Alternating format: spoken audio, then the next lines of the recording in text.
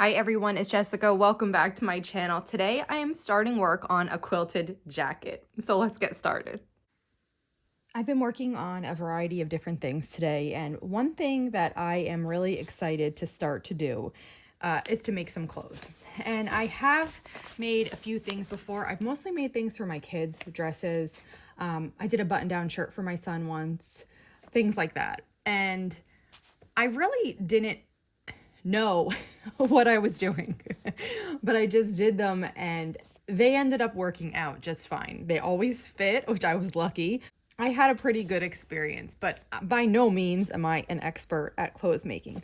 I usually watch simplicity.com for sales, and that website includes patterns from Simplicity, McCall's, Butterick, Vogue, Know Me, New Look, and Berta Style. And there were some sales, so I recently bought some of these patterns, and all the ones in this stack I'm hoping to make as quilted wear. So right now they're not shown as quilted garments, but I want to make them quilted, so I thought this would be really nice in the winter to just put on and stay warm in the house.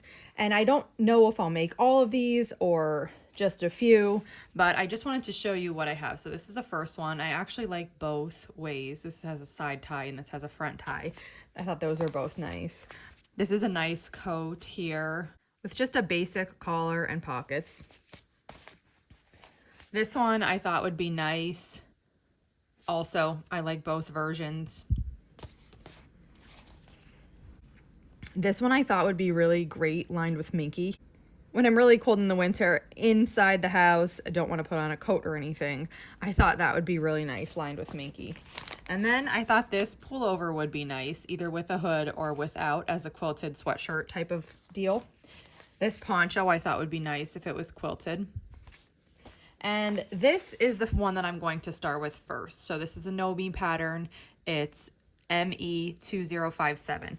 And I thought this would be a really great one to start with. I don't know if that's going to be true. I don't know if it's going to be a great one to start with. But I am going to start with it nonetheless.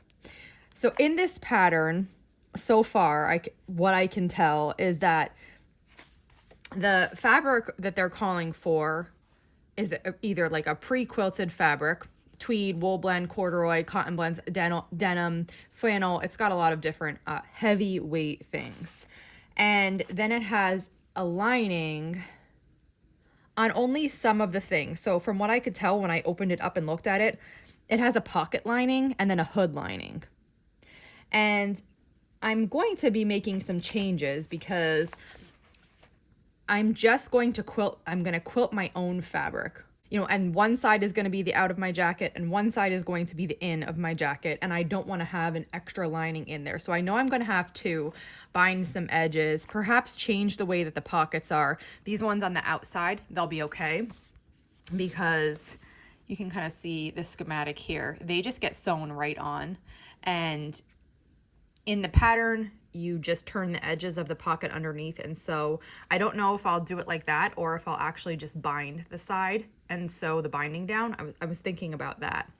And then for these other pockets, I don't know if I'll do a double version of this, like one here and one instead of these, or if I will do these pockets and I'll just cut through the quilted portion to work on the pockets. I don't know the details yet. It's going to be like, I'm going to need to experiment. And I fully know that this first time just may end up being garbage. And I know that I could make a muslin, which if you don't know what that means, it basically means taking muslin and just dry running the pattern, the sizing, making sure the size you're going to make is going to fit you. You don't do any of the special details, like you wouldn't worry about putting pockets on it. You wouldn't worry about putting a zipper on. It's just basically making the shell of the garment to put on yourself and make sure it fits and make sure you kind of know what you're doing before you go ahead and use your good fabric. And in the future, I reserve the right to change my mind that I might be make a muslin person. And if I had a really expensive fabric to use or something like that, I probably would. But I know that for me, just jumping in and doing it is going to teach me the most. So I'm going to quilt fabric and just start making it. If it doesn't work out, I will figure something out along the way, and I will at least be able to use it in my yard as a yard coat that can get beat up and dirty and not matter. And once I learn my lessons kind of from making this, then I can jump into a really nice version of it, or of any of these. And that's probably going to be my strategy for these as I work through them.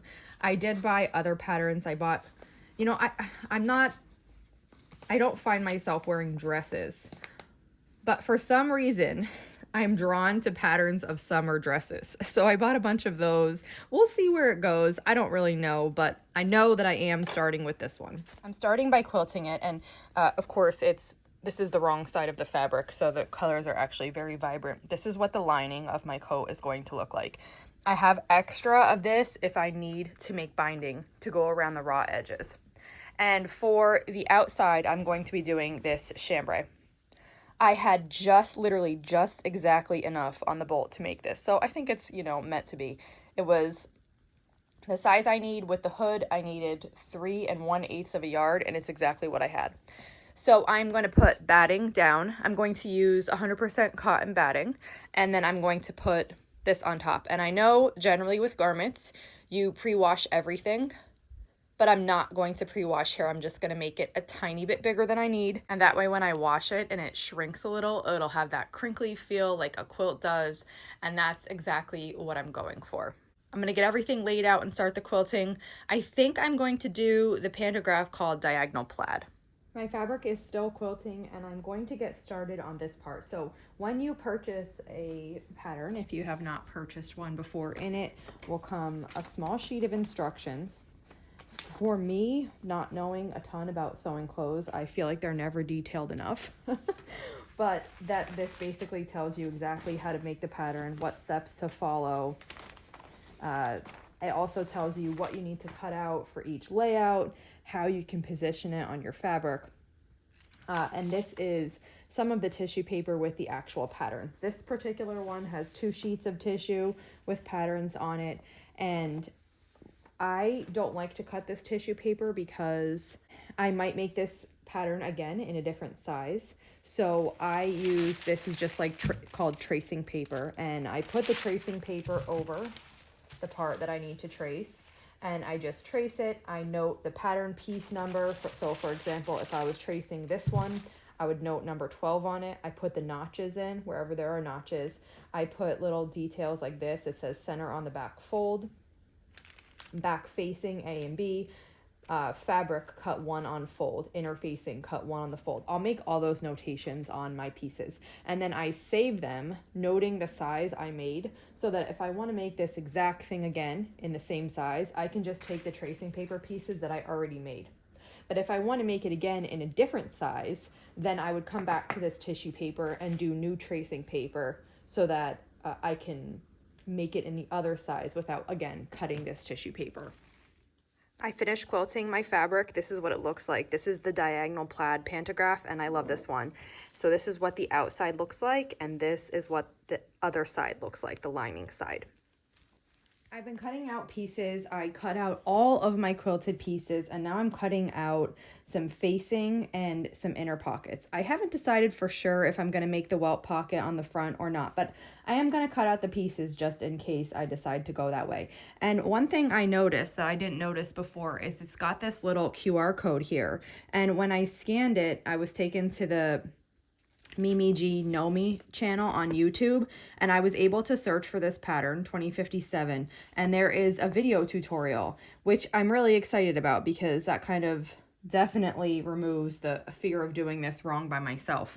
But in the video they're making A. I haven't watched the whole thing yet. I am making B, but I imagine I'll be able to figure that out okay. We'll see.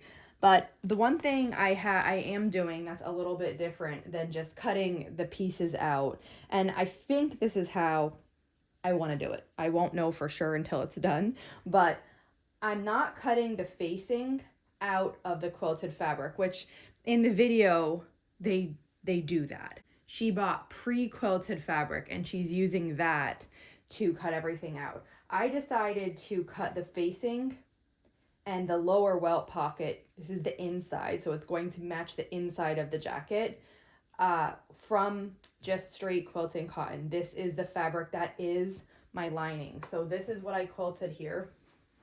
This is like one of the edges, and on this side is this design, which is what I have here, and I'm cutting all the facing out from that, and I think that's going to make sense. And then I have interfacing here that I'm going to cut out and fuse, because that's what you're supposed to do to that. And then for the welt pocket, there's one part that is the outside, part 3 of the pattern, and I have like little bits. I didn't quilt fully over on purpose because I don't have any more of this fabric. If you remember, I mentioned I used all of it to quilt, but I didn't quilt little sections like this so I could cut the welt pocket out. So I have enough here to cut the welt pocket. This is going to go on the outside of the jacket if I choose to use it, and that way this will match my outside. One thing to mention, if you're quilting this yourself, like I did on the long arm, you barely have enough fabric. Like, I would not have been able to get this out of my quilted fabric, because what I would have needed to do, and I'll know for the future, is you need to add a leader, and a leader on one side of your fabric and a leader on the other side, because the way this is laid out in the pattern, it tells you how to lay all your pieces based on what version that you're using. So for example, I did this one, 45 centimeters wide, and these are the sizes that are in this pattern, and this tells you how to lay it out. So this is folded in half, and then after you cut all those, you have one piece not folded in half that you open up and cut these out. I could not fit all these together. I could not fit this 11, which is a facing.